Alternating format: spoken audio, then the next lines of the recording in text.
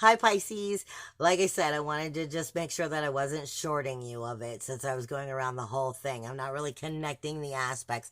I'm giving you the overview of what's going on for you. So, as you're coming through that higher self understanding and that adjusting within the universal eighth house, and what's the relationships? I mean, you're coming out of those relationship zones and you're going into that ninth house and into that higher self itself. 1, 2, 3, 4, 5, 6, 7, 8, 9. That is Scorpio, where all of this is going to be taking its place, taking that change, shifting in your higher thinking of what's important and what the true depth of the situation is. You're coming to a new level of depth, okay, so that you can truthfully build and have a secure relationship with yourself, with your life, with the loved ones, the people that are in it, and are they the ones that you want to keep maintaining in it by understanding what that higher understanding of truth is for yourself and what that means. Now, with that being said,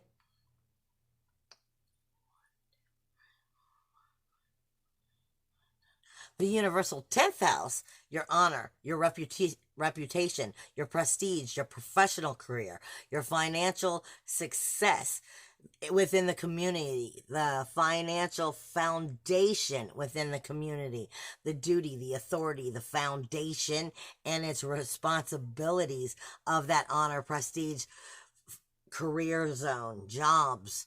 That is in a whole new area. This is Sagittarius. Sagittarius, Jupiter, you have abundance in this area. However, especially coming to Halloween, you have Ceres coming closer and closer to Jupiter at this whole time. And on Halloween, Samhain, you're going to also be finding that the moon is going to be on top of this energy.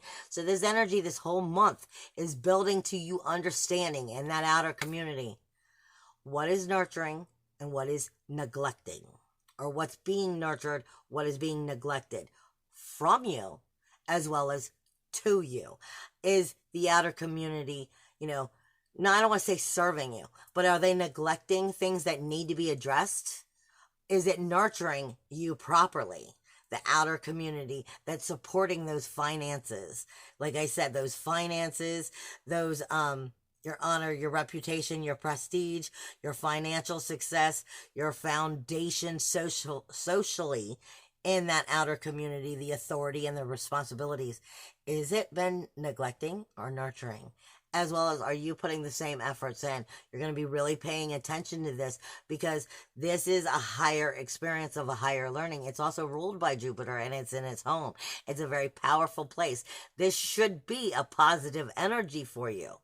But if it's not, it's because there's things that you are not addressing and you have not been willing to make the positive changes that soulfully you need to make. Sorry, I spit it out the way that I see it. But this should be definitely bringing you into a more positive place within that outer community. But if it's not, it's because it's situations that you're not addressing and you're not making the changes soulfully that you need to be making. Now, in the 11th house for you is where Saturn and Pluto is doing all of this energy. You've been very good. You've been very good at things that don't serve you anymore within the community, those large groups, the friends that you keep, the wishes, the memberships, the goals, the dreams, the ambitions. You've been very good about the idea of what your self-realization is and what you realize those relationships and those friendships to be, those memberships to be. But do they serve you anymore?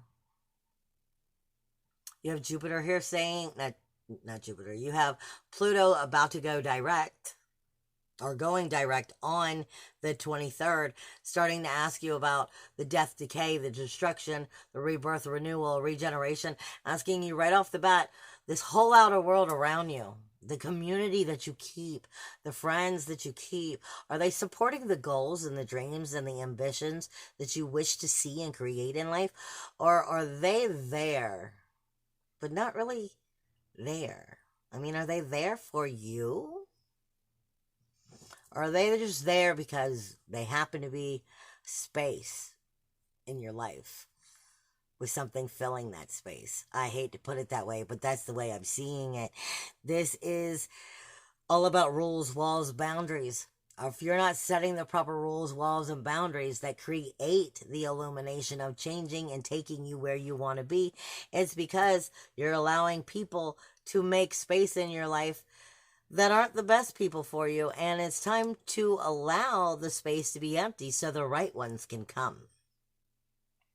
Because with this energy right now, it's very much about putting the right people in the right places so that as we enter 2020, we're making sure that we don't have space filled by the wrong things. And in this case, we're talking about the community. So are the wrong things or the right things, the right people, places, friends, memberships, community? Because are they going to not celebrate, but are they going to help you find and grow your hopes, your dreams, your ambitions, your goals? If they're not ones that stand by you in healthy ways, it's time to start acknowledging that truth. And then in your universal 12th house, which happens to be Aquarius, at this moment, you're still have nobody in this energy, which just means you don't have anything maturing and growing within that energy or taking from it. So you are still dealing with the subconscious energies here, but there's nothing adding an oomph to it. There's definitely, the 12th house is not like a major pain for you right now, because we all have 12th house issues, which is our grief, our sorrow, our shame. It is, where we self-sacrifice ourselves. We create our self-undoing. Is our unconscious karmic habits that are adjusting and showing us our truths.